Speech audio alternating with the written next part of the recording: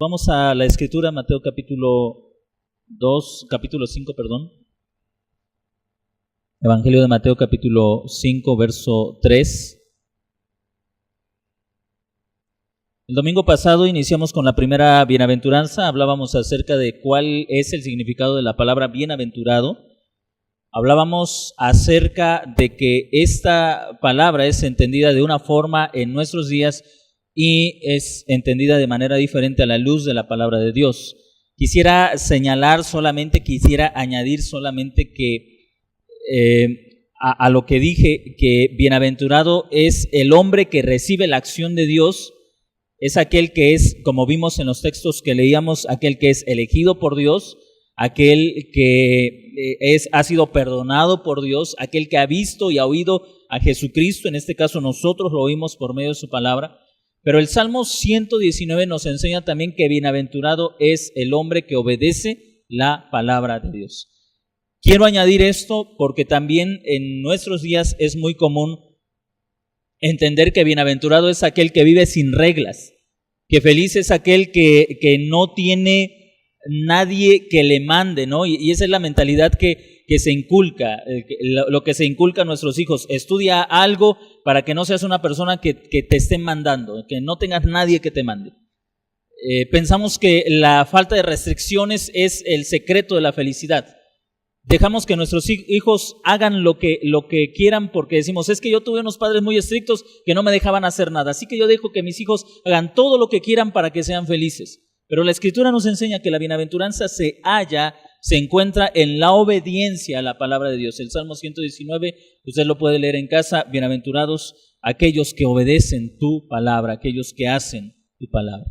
Una vez que hemos entendido el concepto de bienaventuranza, hermanos, hacemos la lectura del verso 3, escuche usted lo que dice la Escritura, bienaventurados los pobres en espíritu, porque de ellos es el reino de los cielos. Bienaventurados los pobres. Ahora, esta es la primera bienaventuranza y no es casual, no es que el Señor Jesucristo pudo haber comenzado con esta o pudo haber comenzado con la del verso 7 o con la del verso 8, no importa, no, aquí el orden sí es muy importante, porque la pobreza de la que Jesús nos está hablando es importante que nosotros la entendamos porque ella es la base de toda la vida cristiana. Ahora, hablar de pobreza, hermanos, es hablar de un tema que sinceramente nos incomoda a todos. Porque la pobreza es algo que no nos gusta. De hecho, me temo que el término pobreza es un término poco entendido en nuestros días, porque a todos nos gusta pensar que tenemos la capacidad de adquirir lo que queremos o lo que deseamos. Porque si no lo puedo comprar de contado, lo compro a crédito. Pero yo quiero sentirme capaz de comprar lo que quiero, ¿no es cierto? Y eso nos hace olvidar la verdadera condición en la que se encuentra el ser humano. El ser humano es esencialmente pobre. Pobre no porque podamos o no podamos comprar lo que deseamos. Somos pobres porque desde que Adán y Eva cayeron, desde ese mismo momento, el hombre dejó de tener la presencia de Dios en medio de su vida, en su vida, y por lo tanto entró a un estado de pobreza que por más que el hombre ha intentado salir de ese estado, es imposible salir de esa condición en la que nos encontramos por herencia y por cuestiones de la caída. Le decía, a ninguno de nosotros nos gusta ser pobres o pasar por situaciones donde nos damos cuenta de las necesidades que tenemos. A ninguno de nosotros nos gusta que otras personas nos consideren pobres. No nos gusta que alguien nos considere como incapaces de poder adquirir algo que queremos o algo que deseamos, y sin embargo Jesús comienza las bienaventuranzas con algo que ofende la naturaleza del ser humano. Bienaventurados los pobres. Y eso ofende a cualquiera.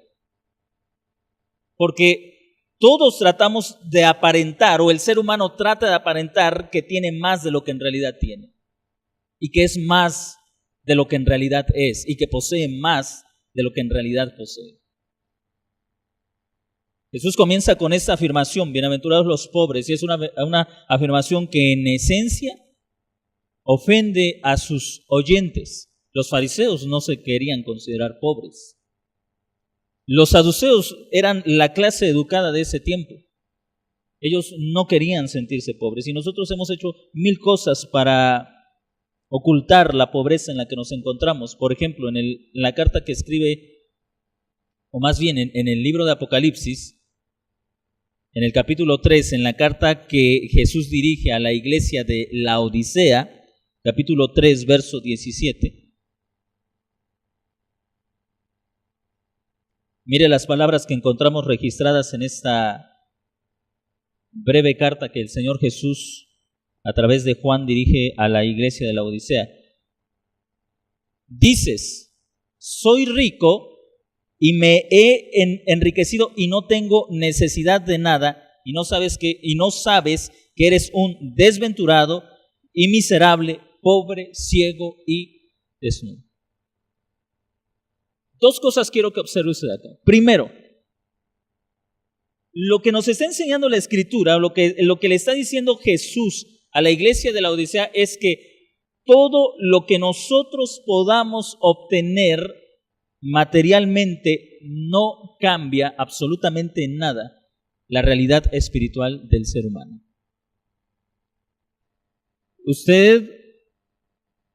Cualquier persona puede tener un poder adquisitivo, puede comprar, puede comprar ropa, comprar todo lo que desea para llevar una vida cómoda, y a pesar de todas las cosas que pueda adquirir, en nada, ni siquiera un pequeño milímetro cambia la situación espiritual en la que se halla.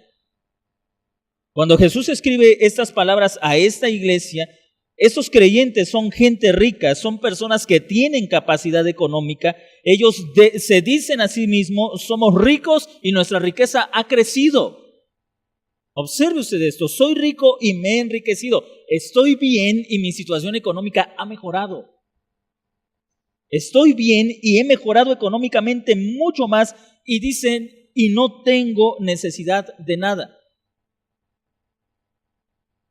La realidad del hombre no está determinada por su aspecto externo. Nuestra condición no está determinada por lo que tenemos, por lo que podemos comprar, por lo que podemos poseer. Vivimos en culturas donde la apariencia nos da un cierto sentido de seguridad a los seres humanos. En una ocasión una persona me decía, había pasado por Tehuacán y me decía, se ve que Tehuacán es una ciudad muy próspera, tienen muchos negocios, muchas casas bonitas. ¿Sabe que a veces las ciudades nos hacen olvidar la condición real de nuestra naturaleza? La ciudad nos hace olvidar lo que realmente somos. Las tarjetas de crédito nos hacen olvidar lo que realmente somos. Las casas, las tiendas que venden a crédito nos hacen olvidar lo que realmente somos. Nos dan una falsa ilusión, una falsa imagen de nosotros mismos, y me temo que precisamente creamos ciudades para decirnos a nosotros mismos somos ricos y de nada tenemos necesidad. Todos tratamos de dar una apariencia más allá de lo que en realidad somos. Publicamos en nuestras redes sociales lo mucho que sabemos de la fe, pero ¿realmente leemos todo eso que a veces publicamos? A veces publicamos Charles Spurgeon y ponemos la frase, ¿realmente sabemos quién fue Charles Spurgeon? Juan Calvino, ¿y realmente hemos leído alguna obra de Juan Calvino? Si a veces nos cuesta encontrar el primer libro de las Crónicas, después de tantos años de creyentes, ¿realmente sabemos de lo que estamos hablando y lo que tratamos de aparentar en una imagen virtual de lo que no somos?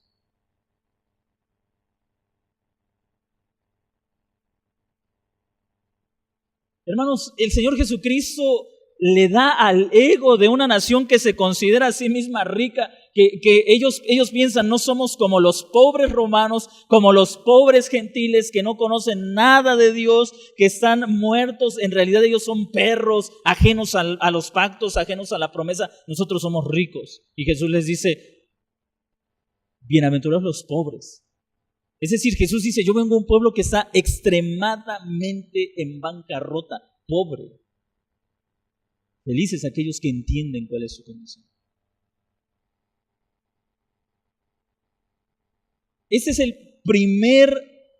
Esta primera bienaventuranza, hermanos, es la entrada a todas las demás bendiciones que Dios a través de Jesucristo ha traído a su pueblo, y no podemos acceder a ellas si no es entendiendo lo que implica la pobreza y despojarnos de una falsa pretensión de riqueza que no tenemos. Y no me estoy refiriendo al aspecto material. Usted puede tener la capacidad de decir, hoy ya me chocó la ropa que tengo, me cambio el guardarropa, igual está en la misma condición que cualquier ser humano sin Cristo. El Señor Jesucristo no está hablando acerca del aspecto material. Algunos piensan que Mateo espiritualiza el asunto porque él dice bienaventurados los pobres en espíritu, mientras que Lucas solamente dice bienaventurados los pobres, y algunos piensan que Mateo está espiritualizando el asunto y que no se está refiriendo al aspecto material. Creo que el asunto de la pobreza va más allá de los aspectos materiales. Una persona puede tener capacidad económica y su condición sigue siendo exactamente la misma, una pobreza. El asunto, mire, yo quiero que entienda algo, el asunto no es si eres pobre o no, el asunto es, ¿eres consciente de tu pobreza? Que la ropa no nos engañe,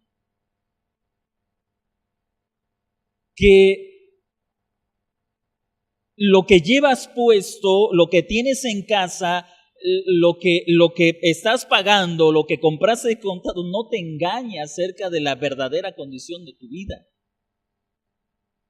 Que los perfumes no te engañen, que las cremas no te engañen, que los accesorios que usas no te engañen.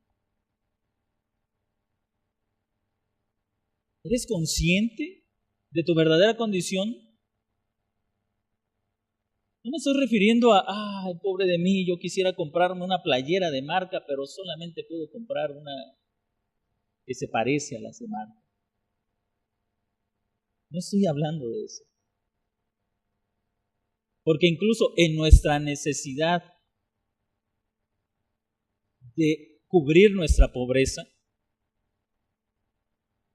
en la necesidad de cubrir la pobreza, se crea la piratería, ¿no es cierto?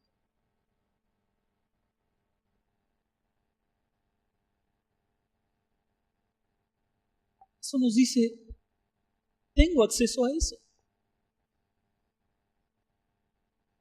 El asunto del ser humano es más grave que los aspectos materiales. El asunto del ser humano es tan radical que Jesús no se preocupa esencialmente por los aspectos materiales, aunque vemos que mucha de su enseñanza tiene que ver con aspectos materiales. El asunto de la pobreza del hombre radica en su propia condición, en lo que fue creado para ser imagen de Dios y terminó en una pobreza y en una bancarrota total que termina siendo menos de aquello para lo que fue creado. Y de eso está hablando el Señor Jesucristo. Lo primero, hermanos, entonces, que quiero que entendamos es que la autosuficiencia es una de las maneras en las que cubrimos nuestra pobreza. Observe usted lo que dijo la iglesia de la Odisea sobre ellos mismos. Soy rico y me he enriquecido y no tengo necesidad de nada. La autosuficiencia es una característica de un hombre que ha tratado de cubrir su pobreza. No tengo necesidad de nada. Un lenguaje muy actual, ¿no le parece? Muy actual. Yo no tengo necesidad de nada. ellos pensaban, ellos decían, somos autosuficientes, somos demasiado ricos como para pedirle a otras personas, somos demasiado ricos como para tener necesidad de algo, somos demasiado ricos como para saber lo que significa la palabra necesidad, de nada tengo necesidad. Ahora, la carta está dirigida a una iglesia, estoy hablando de Apocalipsis capítulo 3, verso 14 en adelante, a una iglesia que es económicamente próspera, rica, pero no solamente eso. Observe lo que escribe Pablo en la carta a los Filipenses en el capítulo 3. Filipenses capítulo 3, verso 7.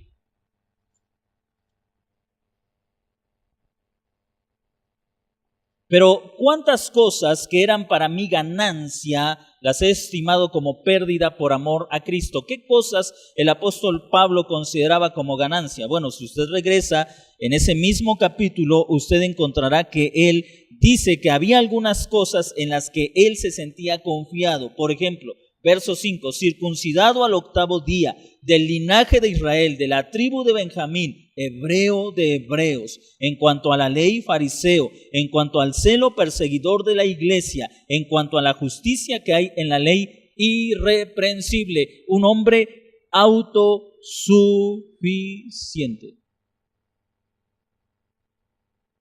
Pablo podría decir, yo no tengo necesidad de nada. Soy judío, soy fariseo, persigo a los enemigos de mi pueblo, obedezco la ley al pie de la letra. ¿De qué tengo yo necesidad?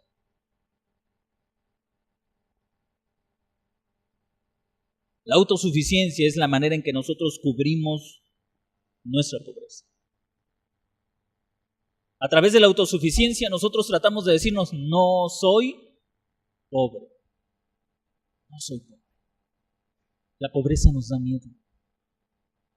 Sentir que vamos a necesitar de otras personas nos da miedo. ¿Cuántas veces, hermanos, esa autosuficiencia se ve ligada en el corazón del hombre desde la niñez, desde que nace hasta que muere? Siendo ya ancianos, las personas dicen, yo para no darle molestias a mi familia, mejor no les digo que estoy enfermo. Nacemos con un sentido de orgullo que si no entendemos que la pobreza es el único medio para entrar al reino de los cielos, nunca entraremos a él. Nos sentimos orgullosos de nuestra autosuficiencia, ¿no es cierto? Ya tengo tantos años, dicen algunos, y siempre he salido adelante solo.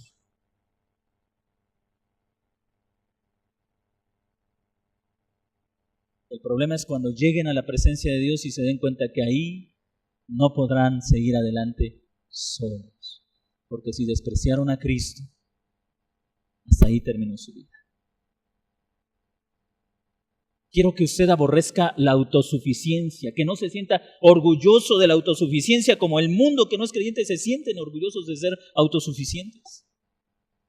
Quiero que usted entienda que la pobreza es el camino a encontrarnos con Dios, que no hay otro medio de acceder a Dios si no es a través de la comprensión clara de lo que realmente somos: pobres, desnudos, miserables, ciegos, que no tenemos nada y que el único que puede satisfacer completamente nuestra vida es Dios. Solamente Dios. Hasta que no lleguemos al punto de aborrecer nuestra autosuficiencia, hasta que no lleguemos al punto de aborrecer lo suficientes que somos en nosotros mismos, lo bien que podemos salir adelante nosotros mismos sin la necesidad de Dios, hasta que no lleguemos a ese punto, mis hermanos, no entenderemos lo que significa bienaventurados los pobres, porque de ellos es el reino de los cielos. Hay muchas maneras de disfrazar nuestra pobreza. Le repito, una de ellas es con la capacidad económica, ser autosuficientes económicamente. Muchas personas buscan eso, la suficiencia económica. No pedirle a nadie, no depender de nadie, no necesitar de nadie. La suficiencia económica es algo que ciega la realidad de la condición del hombre. Lo segundo es la suficiencia moral. Yo soy mejor que otros. Yo soy mejor que otras personas, yo no soy como aquel, yo no soy como aquel, yo no soy como aquella, yo no soy como el otro, yo soy mejor que otras personas. La suficiencia moral cubre nuestra vergüenza, cubre nuestra pobreza. Somos pobres, miserables, ciegos, pero la suficiencia económica y la suficiencia moral nos engañan o nos autoengañamos y decimos, yo soy mejor que otras personas, no necesito de nadie. Confiamos en nosotros mismos, descansamos en nosotros mismos, nos da miedo la pobreza. Y así como le tenemos miedo a la pobreza económica, le tenemos miedo a todos los aspectos de la pobreza. Ser viejo y depender de alguien, qué terror, ¿no es cierto?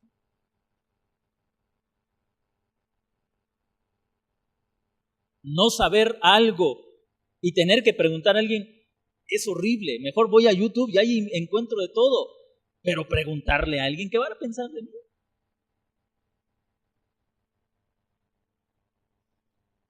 Le tenemos miedo a la bancarrota, le tenemos miedo a la pobreza.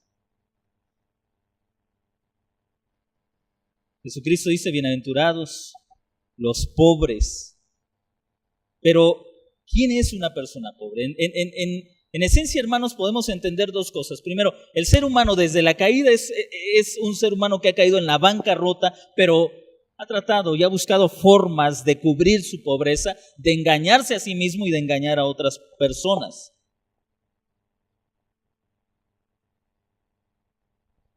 ¿Quién es el pobre? Quiero leer una breve cita de un escritor, uno de los más influyentes escritores postmileniales en esos tiempos, el doctor Rush Downey, escribe acerca de la pobreza. Estos son los que saben que ellos no son hombres autónomos ni dioses, sino pecadores. ¿Quiénes son los pobres?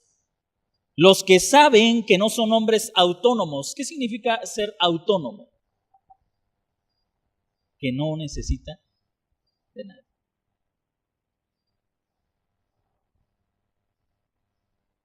¿Cuántos autónomos hay aquí?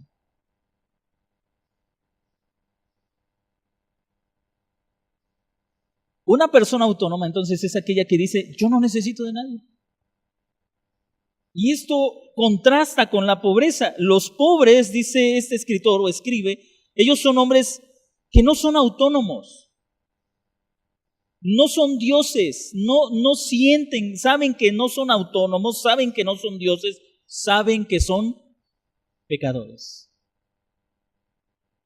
Que están en un estado de bancarrota espiritual, que están en la más grande miseria y en la más grande tragedia. Y esto, hermanos, es evidente que no tiene que ver con lo que posees o con lo que no posees, sino con la condición de tu vida. Hay personas, hermanos, que pueden no tener nada y aún así ser las personas más orgullosas del mundo. Me viene a la mente una escena en una película que se llama El Luchador, la historia de un boxeador en Estados Unidos, en la etapa de la depresión de Estados Unidos, económica de Estados Unidos.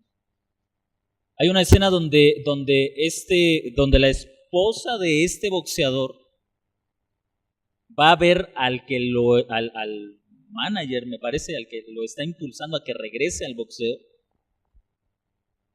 Y cuando él abre la puerta y entra, ella ve una casa vacía y se queda sorprendida. Y él solamente responde, hay que guardar las apariencias. Y ella le dice, yo pensé que a ti no te había afectado. Esa es la historia del ser humano, tratando de guardar las apariencias. A mí el pecado no me ha afectado tanto. Yo soy mejor que los otros. A mí el pecado no me ha dañado tanto. Yo no soy como aquellos. A mí sí es cierto, el Señor me salvó, pero yo creo que conmigo no tuvo tanto trabajo porque yo era una buena persona. Siempre he sido una buena persona. Y Jesús dice, ¿no te das cuenta que eres un pobre, ciego, miserable, desnudo? Que no tienes nada. ¿Quién es el pobre? El pobre no es un hombre autónomo, no se siente un Dios, sino un pecador. Los pobres están seguros que la dicha,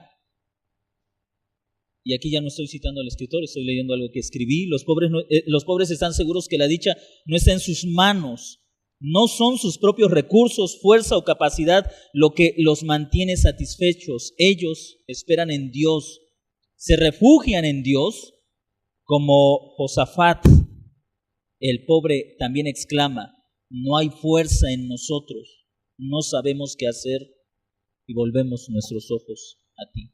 Esa es la actitud del pobre. No encuentra otro refugio, solo Dios es su esperanza. ¿Es usted una persona pobre?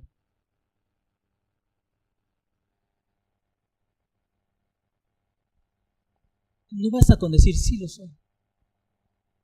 Tenemos que examinar nuestra vida y pensar, ¿he llegado hasta aquí por mis propios recursos?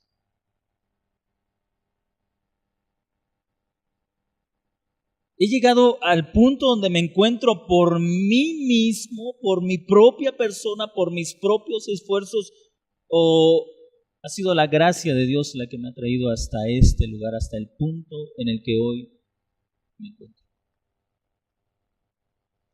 Muchas personas seguían al Señor Jesucristo. Usted recuerda que al inicio del capítulo 5 y al final del capítulo 4, el evangelista nos dice que grandes multitudes le seguían de Galilea, de Decápolis. Déjeme decirle que Decápolis era una metrópoli, una gran ciudad en ese tiempo, una de las ciudades más prósperas en esos días, como pudiera ser hoy nuestra ciudad. Y una ciudad donde, a pesar del gran avance que tenían, hermanos, su pobreza era evidente. Cuando usted va al Evangelio de Lucas, se da cuenta que en esa ciudad, en Decápolis, en esa gran metrópoli, habían hombres que estaban azotados por demonios y que la ciudad, con todo y su progreso, no podían hacer nada por ellos. ¿Y dónde vivían estas personas? En las afueras. ¿Se ha dado cuenta, por ejemplo, de que en la mayoría de cuando hay Juegos Olímpicos, cuando hay mundiales de fútbol, ¿se ha dado cuenta de esos reportajes donde visitan la ciudad sede? Las ciudades son hermosas. Tecnología, todo lo que el hombre puede desear.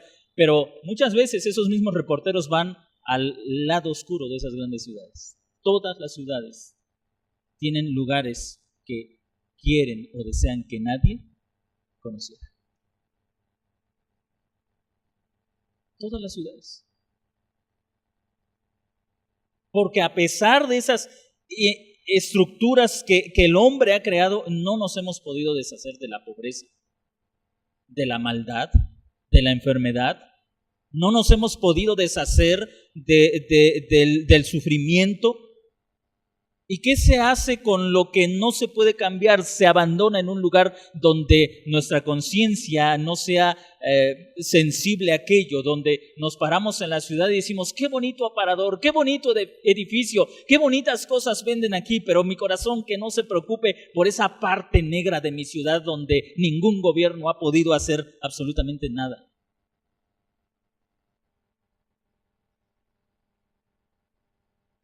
No nos damos cuenta que a pesar del crecimiento de nuestras ciudades, seguimos siendo pobres, incapaces de combatir la delincuencia, incapaces de combatir la pobreza, incapaces de combatir la enfermedad, incapaces de combatir todos los males que azotan a la ciudad, y en lugar de humillarnos delante de Dios, en lugar de suplicar y decir nada podemos hacer, levantamos y levantamos más edificios y más estructuras que nos dicen somos ricos y no tenemos necesidad de nada.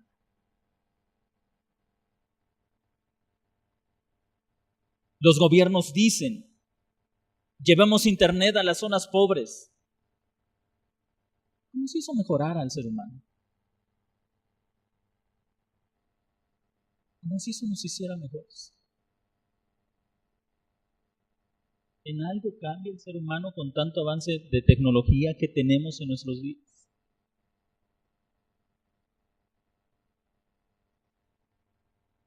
A veces le pregunto a mis hijos, y es una pregunta que también me hago, cuando ellos quieren que les compre algo y no es muy necesario, a veces les digo, ¿serás un mejor creyente si lo tienes? Ahora hágase usted esa pregunta, ¿soy un mejor creyente desde que tengo internet en la casa? ¿Desde que tengo un teléfono inteligente en mis manos? Ahora creo que, como decía Salvador de Lutri, el Homo sapiens ha dado lugar al Homo stupidens, porque ahora los teléfonos son inteligentes y el hombre ya no.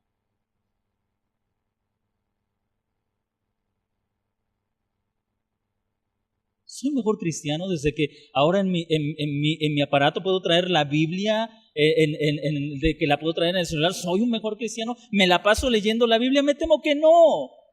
Probablemente ves lo que otros publican en sus redes, ves quién ya cambió la foto de perfil de su WhatsApp, ves cuál es la frase más impactante que puso en el WhatsApp o en el Face. En realidad, hermanos, la tecnología no nos hace mejores cristianos. Y no estoy diciendo que nos haga peores, simplemente somos tan pobres que dependemos de aquello que no puede enriquecernos.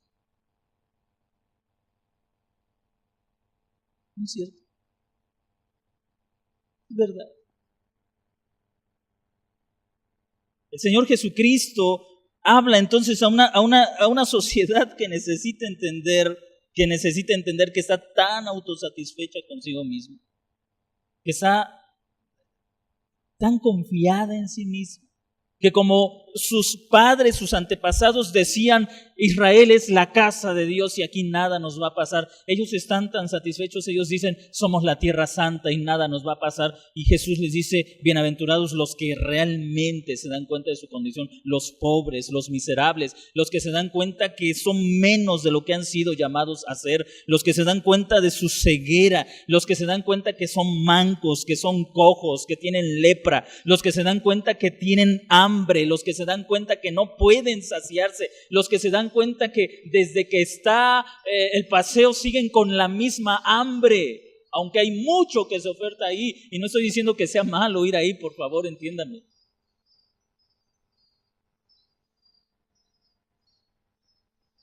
No estoy diciendo que sea malo ir ahí. Cuando quiere invitarme puede hacerlo con toda confianza, que mi hambre ya la ha satisfecho el Señor.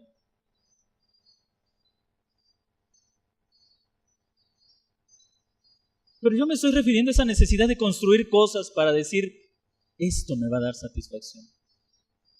Yo me refiero a hacer cosas buscando una satisfacción, buscando una riqueza que solamente Cristo puede darnos. A eso me estoy refiriendo. John Stott escribe, el pobre en el Antiguo Testamento es aquel que está afligido y es incapaz de liberarse por sí mismo, y que por consiguiente mira a Dios en busca de salvación, al mismo tiempo que reconoce que no tiene derecho a ningún reclamo. Repito la cita de John Stott, el pobre en el Antiguo Testamento es aquel que está afligido y es incapaz de liberarse por sí mismo, y que por consiguiente mira a Dios en busca de salvación, al mismo tiempo que reconoce que no tiene derecho a ningún reclamo. Y el doctor Martin Lloyd Jones escribe hablando sobre el mismo texto, pobreza en espíritu es sentir que no somos nada, que no tenemos nada, y que elevamos los ojos a Dios en sumisión absoluta a Él y en dependencia completa de Él en su gracia y misericordia. Pobreza es, dice el doctor Lloyd Jones, es sentir que no somos nada, que no tenemos nada y que elevamos los ojos a Dios en sumisión absoluta a Él y en dependencia completa de Él en su gracia y misericordia. ¿Qué piensa usted acerca de sí mismo? ¿Cómo se siente consigo mismo? ¿Se encuentra completamente satisfecho? ¿Está satisfecho? con la manera que actúa, con lo que piensa, con lo que es, se siente satisfecho. ¿Cómo, hermanos, una persona puede llegar a ser consciente de su pobreza? Tomando en cuenta que todos los seres humanos se encuentran en una bancarrota.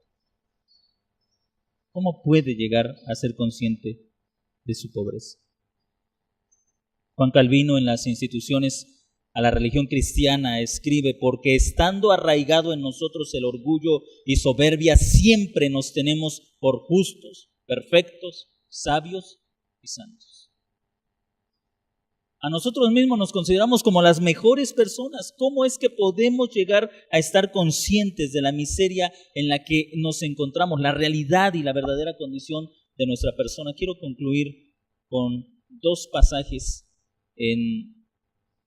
Uno en el libro del profeta Isaías, capítulo 6, verso 5, y el segundo en el Evangelio de Lucas, capítulo 5, verso 8. La primera lectura, Isaías 6, 5, y después Lucas 5, 8, y con estas dos lecturas quiero concluir en esta tarde. Porque estando arraigada en nosotros el orgullo y soberbia, siempre nos tenemos por justos, perfectos, sabios y santos. Siempre nos tenemos por justos, perfectos, sabios y santos.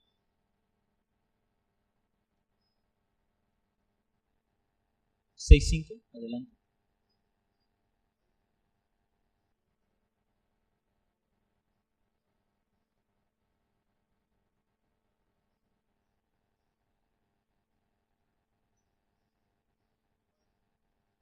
Gracias. Ahí está Isaías 6:5. Lucas capítulo 5, verso 8.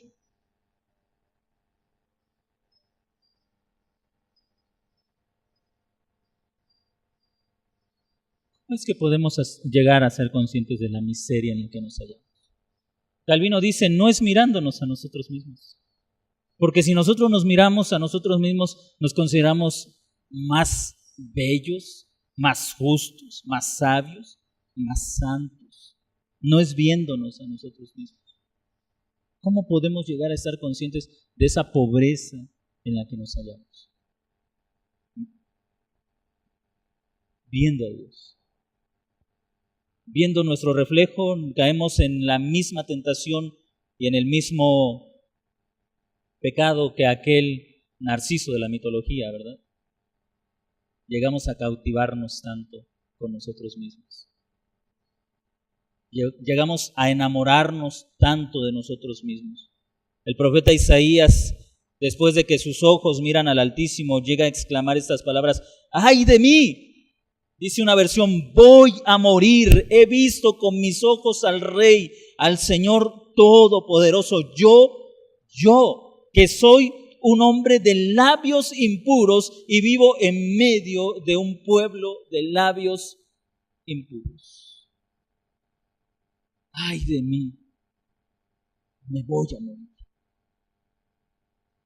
Cuando nos vemos comparados con otro ser humano, decimos: tú que eres peor de lo que yo soy. Por lo menos yo no hago esto y esto que tú haces. ¿Verdad? ¿No es cierto? Y la única manera de darnos cuenta de la miseria en la que nos hallamos es que nuestros ojos vean a Dios. No estoy hablando de una experiencia mística. Estoy hablando de verlo a través de la palabra de Dios. Pedro mismo, cuando ve el poder de Jesús sobre la naturaleza en aquella pesca milagrosa, él cae de rodillas y le dice: Señor, apártate de mí, porque soy un hombre pecador. Apártate de mí.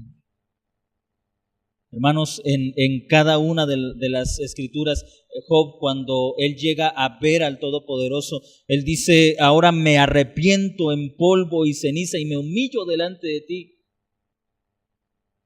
Se dio cuenta de su bajeza, de su miseria, aún cuando delante de sus amigos él se sentía un hombre justo, y sin duda alguna que lo era. Ante la presencia de Dios se dio cuenta de la miseria en la que se encontraba. Esa es la pobreza a la que somos llamados. Y solamente si la gracia de Dios nos deja ver nuestra propia vida a la luz de su santidad y de su majestad, solamente así podremos ser conscientes de la necesidad que tenemos de Él y correremos desesperados a Él. Y le suplicaremos y le rogaremos y le diremos: Señor, soy miserable, soy demasiado pequeño, soy demasiado vil, no puedo. Pero vengo a ti, Señor, tú que eres todopoderoso, todo suficiente. No puedo cambiar mi carácter. Soy demasiado pobre que soy incapaz de cambiar mi carácter. Soy demasiado pobre que no puedo controlar mis pensamientos. Soy demasiado pobre que no puedo vencer este pecado. Soy demasiado pobre que no puedo salir de esta miseria. Soy demasiado pobre que no puedo cambiar lo que está en mis manos. Hasta que seamos conscientes de nuestra pobreza, no tendremos necesidad de aquel que es poderoso para satisfacer cada una de nuestras necesidades. Cada una de esas necesidades. A veces nos sentimos tan orgullosos que decimos: mi vida sería mejor si yo no tuviera esta persona, si no tuviera este problema. Pensamos que el asunto no está en nosotros, el problema es quien nos rodea. A veces hasta nos creemos el comercial, ¿verdad? Sería mejor, todo sería mejor con... Y luego el nombre del político. La verdad, hermanos, es que a menos que nos demos cuenta de la pobreza, no sentiremos una desesperación por Dios en nuestras vidas. No lo anhelaremos tanto. ¿Ha sentido usted hambre?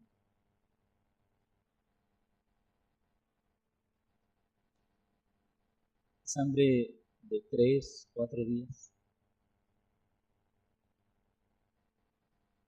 ¿De 2 días? ¿De un ayuno de 2 días? ¿Ha sentido usted necesidad económica? Esa que dices: tengo esta necesidad y...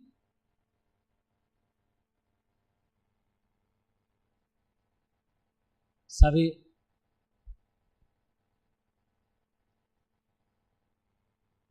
Dios nos enseña lo que significa depender de Él cuando nos muestra que nuestras fuerzas son nada para suplir lo que necesitamos. Cuando nos lleva al punto de que se han agotado todos nuestros recursos y lo único que nos queda es confiar en Él, porque uno a uno los recursos se han ido agotando, económicos o de cualquier otra clase, uno a uno se han ido agotando. Y te das cuenta que volteas para un lado y se te acabó ese recurso, volteas para otro y se te acabó ese recurso, y volteas para otro lado y se te acabó ese recurso, y Él te lleva al punto en que te des cuenta que Él es lo único que tienes en ese momento, y si no te aferras de Él, tu vida se hunde en la desesperación, se hunde en la total y completa miseria.